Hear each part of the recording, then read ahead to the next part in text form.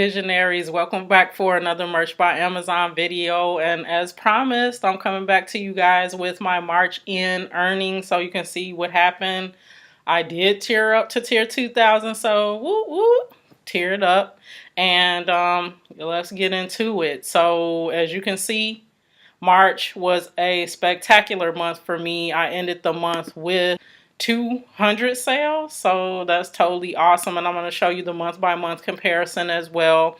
Also with that, it's just crazy how I eclipsed my December earnings, so you're going to see that from the chart how many more sales I got this month and then how much more in revenues I earned this month. But just in general, March was a really spectacular month. I was selling a lot of multiples. So if you guys remember, had a video about how to sell multiples in one sale. So 3 shirts, 5 shirts just in one order. So that was great for me. The only downside to March was that I did get a lot of returns. I consider a lot of returns more than 2 or 3 because that's what I average a month. And in March, I got 10 returns. One of them was a set of multiples, so a multiple of 3 that came back, but the rest of them were one-off shirts. And I think that is starting to get into a sizing thing, even though Amazon has been using important company shirts for the longest time. It seems like I'm getting more returns now on the larger sizes, so XL and up, than any other size. So I don't think necessarily it's printing issues. It's just like the shirts are not as big, roomy as they should be, and so some of my larger sizes are coming back in on a more regular basis now. Hopefully March was just an anomaly and it'll return to just having 2 or 3 returns a month versus the double-digit returns, but that's the only downside. So let's take a look at my chart. So basically, generally, in the last 7 days, I've had 39 sales. You see the returns there, those 5 returns. Most of them came this week out of the 10. And then, like I was saying, 200 sales for March and only 3 cancellations. I really don't factor cancellations in too much. It does affect your overall sales total, but it doesn't take away any of your revenues necessarily like the returns do. You have to refund that money back or it comes out of your pool in general. My all-time sales, I'm at 1048, so 1,048 sales, averaging about $3.80 per sale. That's going up now. Since December, I've kind of normalized my pricing, so most of my shirts are $19.99 and up. I stopped kind of doing the new shirts up at the lowest price, $13.07 or whatever it is now. I'm not doing that anymore. I was doing that during the holidays so that I can get more sales because there's more traffic and I'm trying to get shirts up in ranking, but that's not my philosophy anymore. I'm starting shirts out the gate at $19.99. Those are my text-based shirts, and then the ones that have graphic elements to them, they are starting at $21.99 and up. The most expensive shirt I have is $23.99, and kind of experimenting from there with others that are candidates for that higher price. And so also I'm trying to step into the mind of a consumer versus a seller. I'm, as a seller, saying, because we know what the products cost to produce and what our royalties are. Oh, I wouldn't pay that much for a shirt. But if it's a well-designed shirt, why not? I have paid more than that for a t-shirt. So if it's warranted that you have a shirt that is that quality design, that you should ask for a higher price. Don't discount yourself, your design, your talents, because you're thinking the market wouldn't pay it. Experiment with it, and definitely obviously price within what the niche garners in general. So look at the lowest price, highest price, the quality of those designs and shirts, the concept, how unique, how clever it is, and play with your pricing from there. So let's go into the month by month comparison chart. So again, for those that aren't familiar with this interface, this is the Pretty Merch extension, and I have Pretty Merch Pro, and so I can see a little bit more advanced analytics on another tab, and some of the enhancements are on this view as well. So if you look at the month by month, again, I've been on Merch by Amazon since late January, just started in February of 18 actually getting sales. So that was my first month of sales, was February, and then on through there, you can see kind of steadily growing up each month. And then in December, or in Q4, October, November, December, that's kind of where my sales steadied, and I doubled the September sales in October. October was kind of the first trend that I caught on to with the Halloween whole trend. Through that into November, Thanksgiving was okay. I sold some Thanksgiving shirts, but at that point, my evergreens that I could count on from the beginning had kind of stabilized, and then it was on from there. So December, you can see the super boost in sales, one in part due to an influx of shirts that I was putting up prior to Q2. When I tiered up to tier 500, I had more slots, and so I was pushing shirts up on a regular basis, and so I had a good number of shirts that were continuing to sell from my already evergreen catalog, and then additional ones that I put up around the holidays as well. But generally, a majority of my portfolio is evergreen and not holiday or trend focused. So those sales were mostly from non-Christmas shirts in December. So you see 227 sales, and then the royalties there was $686.41.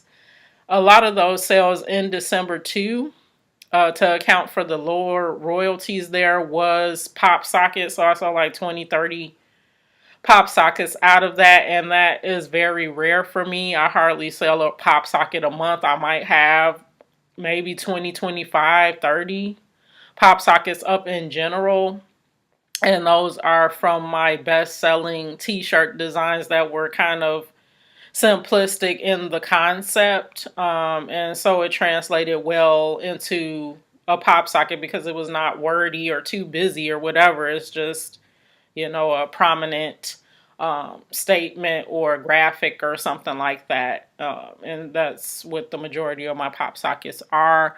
So that's what I sold. Since December, I don't think I've sold any pop sockets, and then also since August, September of last year, I don't think I have any UK sales. It was like 1 month, that might have been August, September, that I had about 10 UK sales, and I'm like, okay, it's picking up because I only had like 3 or 4 shirts out there, and since then I've added shirts, but my sales haven't really returned from that, so I don't know if I'm going to focus on UK, Germany sales going forward. Maybe in the next quarter I'll experiment now that I'm at tier 2000 and have 1,000 slots to fill. Of those new 1,000 slots that I have, I've filled about 50 of them. So I'm moving on from there, kind of focusing forward on what's next, what areas, niches that I'm strong in, and continue to go deeper into those and flood those out. Because like I was telling you guys too, when I first got on the platform, you don't have many slots. You're tier 10, tier 25, even tier 100 to really flood out a niche. Because when I'm saying flood out a niche, I mean putting up 30, 40 unique concepts of your design, of your concept, and just first page is all you. First and half a second page is all you. Because when I didn't do that before, unfortunately, that's the game of merch. Because when I didn't do that before, people would come in, see my design, do a variation of it, see that they're sold, and then they would put up 30, 40 of something very, very similar to my design. So, been burned once, fooled me once, shame on you. Fool me twice, shame on me. So I've totally focused at least on my best sellers. Now, if I know it's a niche that has some traffic, I'm going to make a couple sales a month, fine. But I'm talking about some of my shirts that get multiple sales a day, per month, maybe 10, 15, 20, 30 sales a month. So those are the ones that you need to protect if you see right off the bat, right after you've uploaded them within the week or 2 weeks is starting to sell and sell with regularity. Because I have Merch Informer. I'm a subscriber to Merch Informer, so you know that as soon as your BSR starts to cycle through and you're getting regular sales and it's a popular shirt amongst customers, that others are gonna come. So if you can flood out a niche, you should do it. You prospected it, you found it, you have a design that's working, so protect your portfolio. So anyway, as we move through to March, you can see my 200 sales, and it in royalties resulted in $889.44. That's the most that I've made in any given month since I've been on Merch, and it's a dramatic increase. It's double what I made in February. You can see the 120 sales there, that was $420.51 in royalties. So from tier 500 in November to tier 1000, you've got $686 of sales in December, $371 in January, $420 in February, and double that to $889 in March. So it can be done. I'm playing around with AMS ads. That is what I am also attributing to some of the newer shirts that I have AMS ads on. I'm selling 2 to 3 times more of those shirts than others of my best sellers, and I'm attributing that to running the ads. I'm going to do an AMS ad redux to kind of follow up on the AMS ad video that I posted originally last week, because there were some things that I misspoke on in terms of ACOS, the ACOS percentage. The lower the better on that, not the higher the better. I was thinking in reverse there. Some of the metrics in Amazon confused me, and AMS as well. So forgive me for those that watched that. And I was talking about having a higher ACOS. You want a lower ACOS. You want a lower cost per sale, ad cost per sale. You want it the lowest possible to say this is how much money you spend to convert that into a sale. So that percentage should be rock bottom low as you can get it.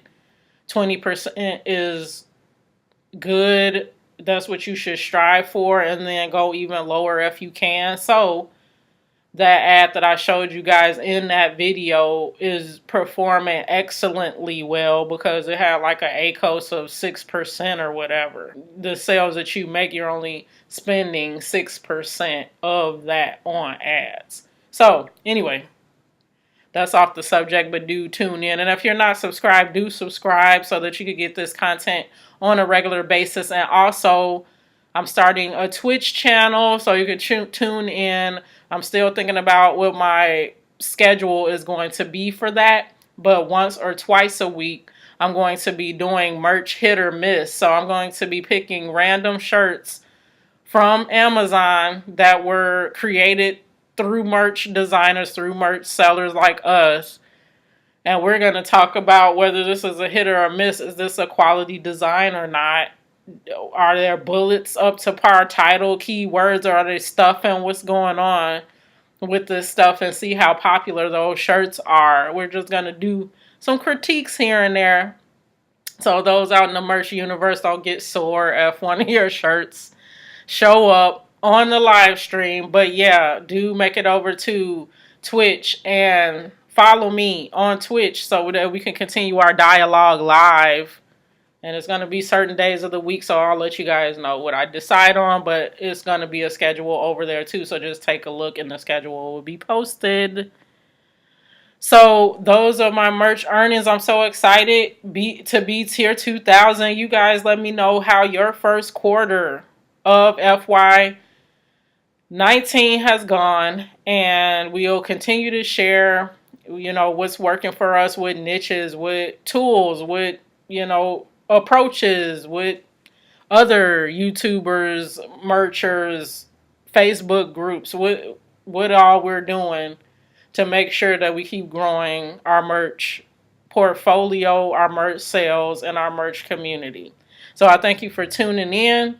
Again, if you're not subscribed, please do subscribe and like this if you like it. Thumbs it down if you don't. There's one thumbs downer that I love because they thumbs down all of my videos. And I thank you for visiting, even though you don't like any of it, I guess, or you just like to show love by giving people thumbs down. Whatever way, thank you for tuning in. And until next time, be well and peace, family.